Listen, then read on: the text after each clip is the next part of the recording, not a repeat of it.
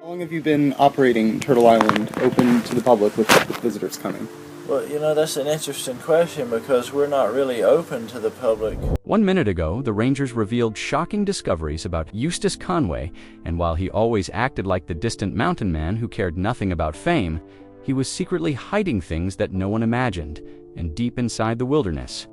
was the truth about a man who seemed to cut himself off from the world, and now everyone is asking if this could be the end of Eustace Conway. And what the Rangers truly uncovered about him, because the story began like any ordinary moment until a heavy rainstorm caused strange depressions near the edge of his property, and a volunteer named Caleb uncovered a perfectly shaped sinkhole and struck a metallic object buried beneath the dirt. And when the team opened, a rusted iron hatch marked with Eustace's symbols, they followed a wooden ladder into darkness and entered a narrow tunnel reinforced with logs carved with symbols and lined with jars of herbs,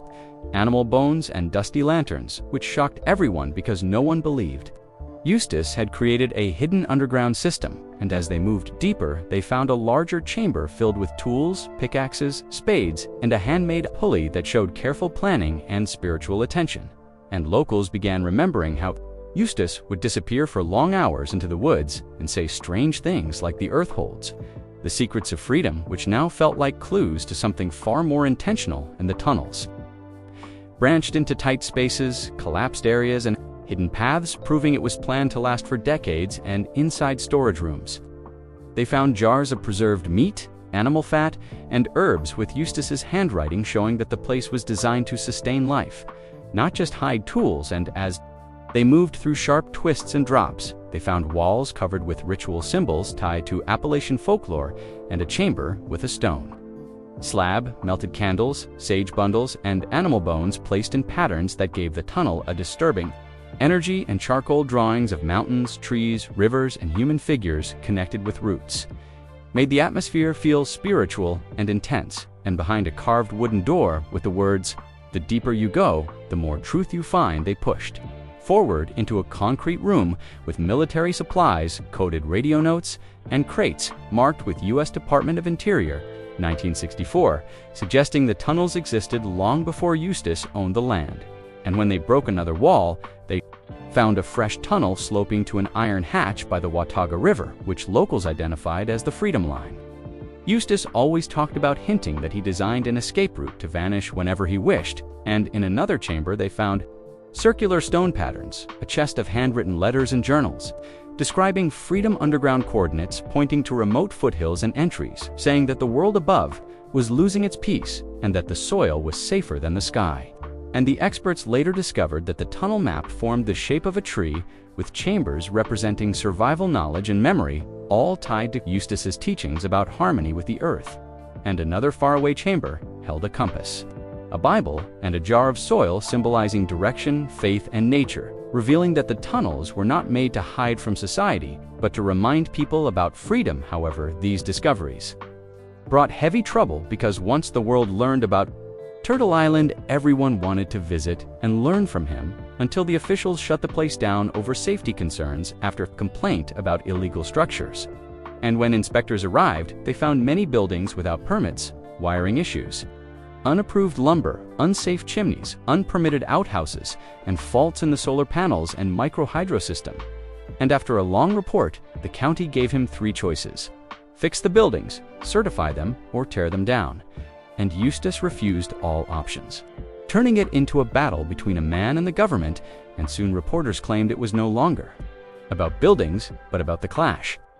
between natural living and modern rules. And when the case became public, the office said they acted because of anonymous tips, including a detailed map of the property showing unapproved construction, but many people could not understand why Eustace would break rules since he knew them well, and his supporters said he was only teaching natural living, while officials argued that the structures were unsafe. And when the inspectors returned with deputies, they found poor wiring, unsafe foundations, and structures that could collapse, which shocked some people and angered others, and Eustace insisted it was a human rights issue, arguing that people should be allowed to build with materials from their own land. And later, he invited a certified inspector who agreed the buildings were safe for their intended purpose, even if they did not meet modern codes. And soon more trouble hit, because Eustace also faced an old lawsuit after a woman named Kimberly Baker lost sight in one eye during a demonstration on the land, and after a settlement, Eustace failed to meet the payment deadline, and she filed another lawsuit, adding more pressure until he raised the money, which hurt him financially, and even during this storm. He suggested that the History Channel exaggerated drama for the show, and later admitted in a biography that his wild mountain man persona was partly an act for the public, and after his legal battles, his fans flooded the county with hate mail and petitions, forcing officials to justify their actions, and lawmakers eventually passed a bill allowing primitive structures, which helped Eustace reopen and return to teaching interns about simple living while criticizing the government for blocking natural ways of life. And just as people thought his problems were ending, he got arrested after his neighbor Margaret Palm accused him of trespassing, tying her gate shut, blocking access with barriers, and posting signs on her property, and after years of tension, she finally filed a report, and deputies arrested him for unlawful entry, and she claimed he tried to claim part of her land, while Eustace refused to comment because of legal advice, and rumors spread that he suspected her of reporting him to the county, which the officials denied, saying the informant was a man, not a woman.